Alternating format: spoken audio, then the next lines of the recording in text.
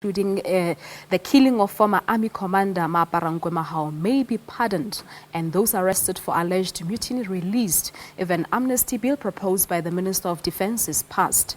The bill was read before Parliament went on Christmas break for the first time. Meanwhile, the SADC Oversight Committee is on its first mission meeting to meet stakeholders in the capital city, Maseru, Lesotho. To talk to us more about this bill, we have on the line our reporter, our correspondent in Lesotho, Nthakoana Ngatane. Nthakoana, Dumela, talk to us about the mandate of this committee. Well, the Oversight Committee, Palisa, remember, was established by the SADC double troika, and the whole idea was for it to be an early warning mechanism for Lesotho instability, but also to assist Lesotho with the implementation of the SADC recommendations. That is the SADC commission that was established to investigate the country's instability, as well as the death of former Army Commander Maaparankoe Mahao, as well as constitutional and security reforms in the country. So in essence, that is the mission that they're on, and now they have talked to stakeholders, including the College of Chiefs yesterday. Palisa. All right. Nthakoana, the amnesty bill covers offences that were committed by members of the disciplined forces, of course, as well as civil servants, and those that were committed from the 1st of January 2007 to the 1st of December 2014. Which ones are key in this category? I think if you look at the history of Lesotho, you will remember that starting right back from 2007, members of the army were accused of conniving with civilians or arming civilians to topple a democratically elected government at the time.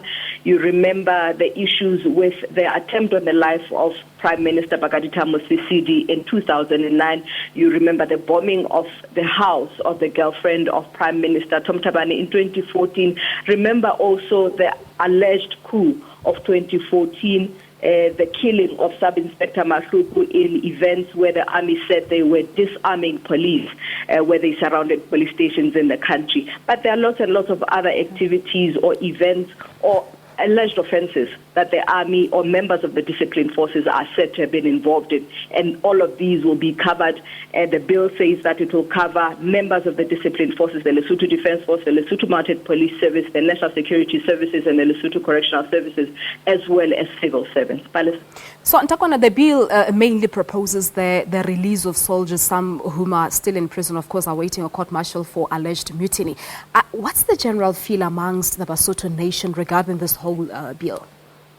I have seen some reports in the media here in Lesotho of media personnel who have spoken to the families of the soldiers, and they say that they are unhappy with the fact that, first of all, their husbands or their fathers, it means that when they are pardoned, they will also be released from the army. That's number one. But what happens to those people who were also alleged to have killed former Army Commander Maaparankoe Mahao? Will they also be released from the army? This is what they're saying.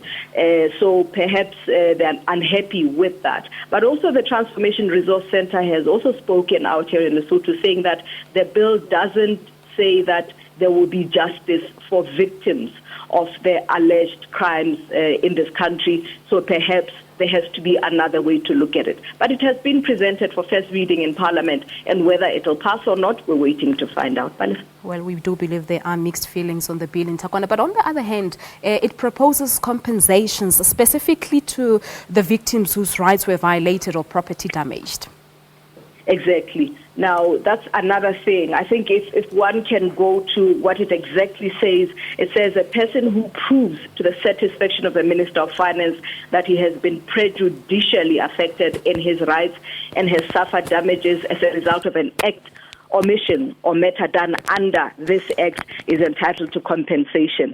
But also, this is another factor where the civil rights groups are saying, how do you then determine for families like the Mahao family, for families like the Ramatloko family, for families like that of the former Prime Minister's girlfriend whose house was bombed, how do you determine those damages and how do you determine if it's enough? But of course, the bill continues to say that one has recourse to go to the court again if they find that the compensation that they received was not enough. But again, civil rights groups coming back to say that compensation is not enough on its own. Justice must be served, and and there has to be some kind of a mechanism where people can come out to actually admit to what they did, as opposed to just being offered amnesty or a blanket amnesty. So it is a process that is ongoing, and we are watching it closely to see what comes out of it.